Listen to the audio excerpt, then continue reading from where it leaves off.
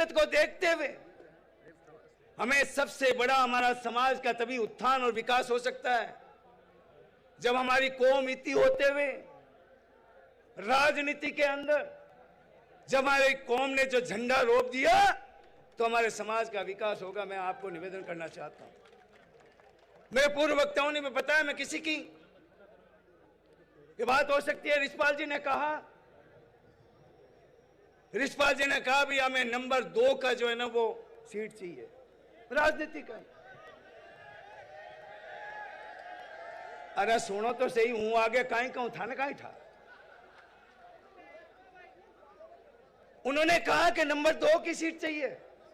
एक तरफ अपन कह रहे हैं कि राजस्थान के अंदर हमारा 25% हिस्सा है, हमारी कौम का 25% हिस्सा। उस 2 नंबर में रिछपाल जी ने सोचा कि जाऊं तो चोर न झींटा चौका है, लेकिन हमारे समाज का जो एक ठे ढाणी में आखिरी छोर का जो हमारा परिवार, वो हर वक्त उस बात पे सोचता है, चिंतन करता है कि हमारा राजनीति के अंदर नंबर 1 सीट होनी चाहिए, नंबर 1। और वो नंबर 1 सीट कौन सी है? क्योंकि राजनीति के आए थे और थोड़ा बहुत जो राजनीति का डर भी होता है, लेकिन रामेश्वर डूडी के कोई डर नहीं है। राजस्थान का आने वाला किसान का बेटा और जाट का बेटा मुख्यमंत्री होना चाहिए, क्योंकि हमारी मांग है। जब हमारा देश आजाद हुआ, उस देश की आजादी के अंदर हमारे जाट का एक युवा का, जाट का एक जो है हमारे परिवार और सरदार का, उस आजादी के अंदर शहादत देने का काम हमारे जाट समाज ने किया है। मेरे किसी भी कार्य से, किसी भी ऐसे एक्ट से कभी भी समाज का नाम नीचा नहीं होने दूंगा, ये संकल्प मैं भी लेता हूं।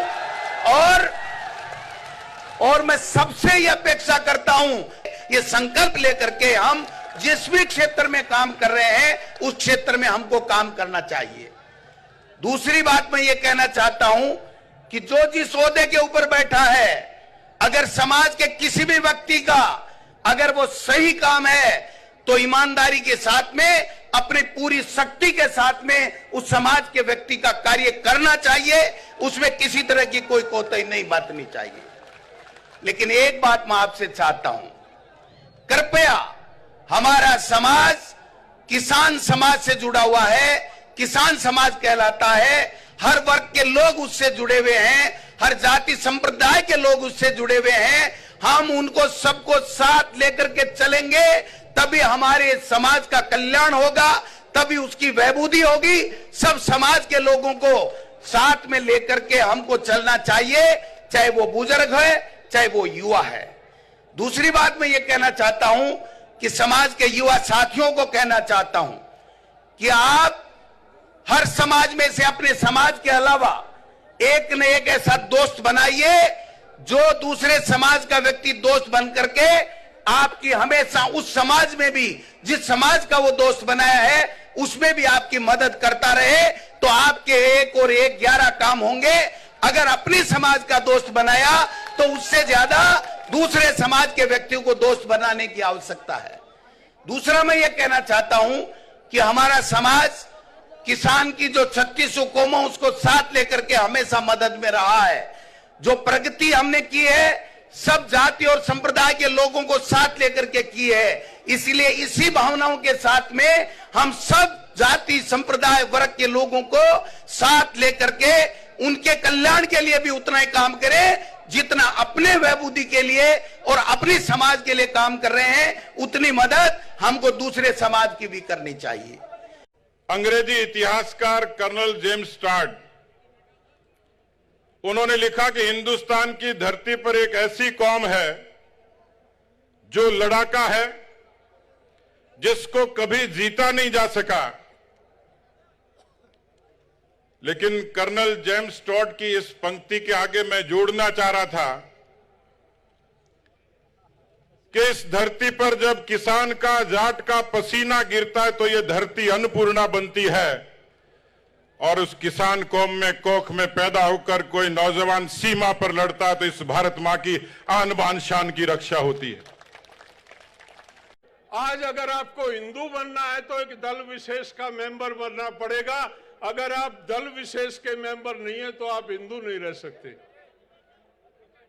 भाई क्यों नहीं रह सकते? कौन हमको सर्टिफिकेट देगा कि हम हिंदू हैं या नहीं है? हम हिंदू थे, हम हिंदू हैं, हम हिंदू रहेंगे। कोई हमारे हक को छीन नहीं सकता। राम की बात करते हैं, हमसे सवाल करते हैं, हमसे बहस करते हैं।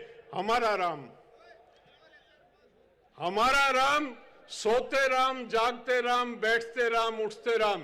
किसान जब खेत जाने के लिए बैलों को खोलता है तो बोलता है ले राम का नाम। जब वो हड़ पे जुआ रखता है तो वो कहता है ले राम का नाम। जब वो गाड़ी के पंजारे बैठता है तो बोलता है ले राम का नाम। जब भी वो कोई शुभ कार्य करता है तो वो कहता है ले राम का नाम। लेकिन वो कभी किसी मंदिर में पानी चढ़ाने नहीं जाता। देखा है अपने बाप दादा को, अपने को, किसी को? ये अंतर आ गया जाट में। हमारे बाप दादा का राम उनके साथ रहता था, उनकी जेब में रहता था, निकाल के अपने से मिल लेते थे। आज हम राम को ढूंढने के लिए मंदिर में जाते हैं। एक पंडित जी कहता पानी चढ़ा दे। भाई पत्थर की मूर्ति है, ये तो वहां मकराना बनती है, एक कारीगर ने बनाई थी। बोला मैंने इसमें प्राण प्रतिष्ठा कर दी। भाई तेरा बाबू मरा, तने उसको ही प्राण प्रतिष्ठा क्यों नहीं करी? अपनी माँ की क्यों नहीं करी?